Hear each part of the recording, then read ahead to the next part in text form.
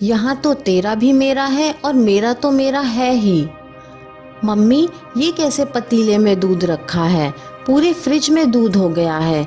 आराध्या ने अपनी मम्मी लता को कहा।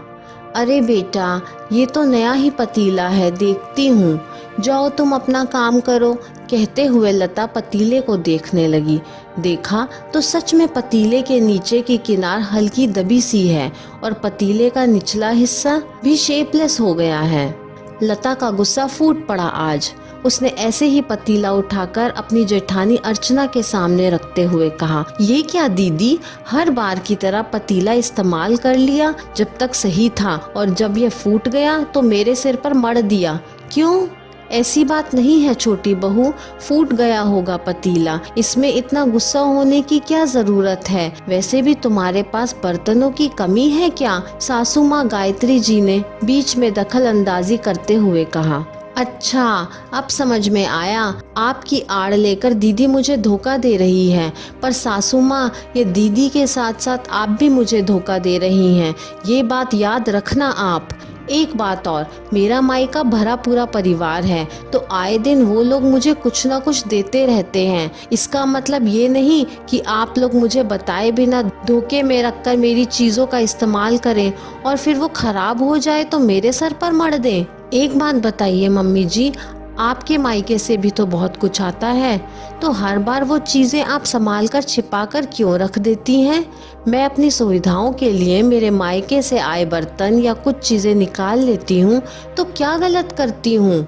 आपको पता भी है कि मैं ना किसी की चीज़ लेती हूँ और ना ही मेरी चीज़ कोई लापरवाही से इस्तेमाल करे वो पसंद है। दीदी, अगर आपको मेरी चीज़ें इस्तेमाल करने का इतना ही शौक है तो अपनी चीज़ समझकर इस्तेमाल करिएगा, और फूट जाए तो धोखे में रखकर उसको छिपाकर मेरे सर पर मत मढ़िएगा।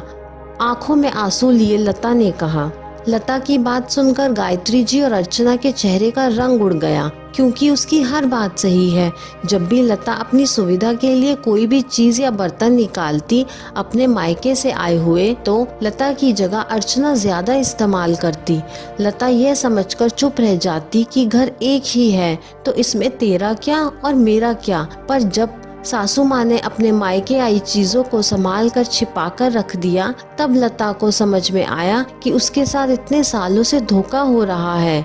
यहाँ तो तेरा भी मेरा है और मेरा तो मेरा है ही, इसलिए उसका गुस्सा फूट पड़ा। गायत्री जी ने नजरें झुकाए हुए कहा, बहू मुझे माफ कर दो, मैं बड़ी बहू के साथ मिलकर तुम्हें धोखे में रखकर तुम्हारी चीजें और बर्तन का इस्तेमाल कर रही थी और खुद की चीजें संभाल कर रख रखी थी। बड़ी बहू को ऐसा करने को मैंने ही सिखाया था, पर अब आगे से ऐसा नहीं होगा, जिसकी चीजें वो ही इस्तेमाल करेगा। और रही बात बर्तन की, तो जिसे जो चाहिए वो अपने हिसाब से खरीद ले। मम्मी जी, मुझे भी माफ कर दीजिए, गुस्से में आकर ना जाने क्या क्या कह दिया, लता ने कहा। अर्चना से तो कुछ कहने को ही नहीं हो रहा है, वो तो खड़ी खड़ी चुपचाप आंसू बहा रही थी। तो लता ने हंसते हुए कहा, बस कीजिए दीदी, नहीं तो यहाँ बाढ़ आ जाएगी और हमें तैरना पड़ेगा, और आपको तो पता ही है मुझे तैरना नहीं आता।